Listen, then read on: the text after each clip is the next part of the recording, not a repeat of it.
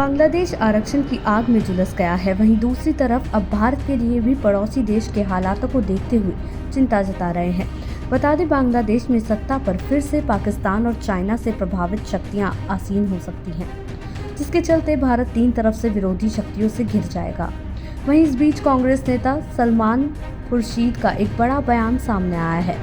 उन्होंने कहा है कि बांग्लादेश में जो हो रहा है वो भारत में भी हो सकता है। हालांकि सब कुछ सामान्य लग सकता है।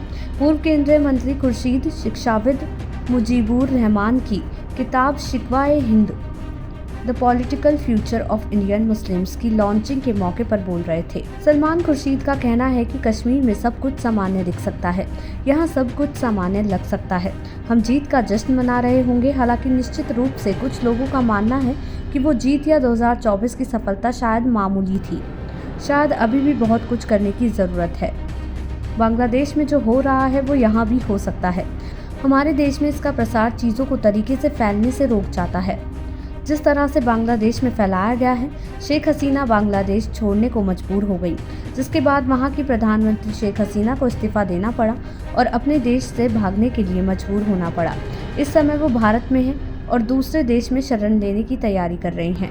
इतना ही नहीं, सलमान खुर्शीद शाहीन बाग प्रदर्शन पर भी जमकर बोले। उन्होंने कहा कि साउथ ईस्ट दिल्ली के शाहीन बाग में महिलाओं के नेतृत्व में CAA के खिलाफ विरोध प्रदर्शन लगभग 100 दिनों तक जारी रहेगा और पूरे देश में इसी तरह के प्रदर्शनों को प्रेरित किया।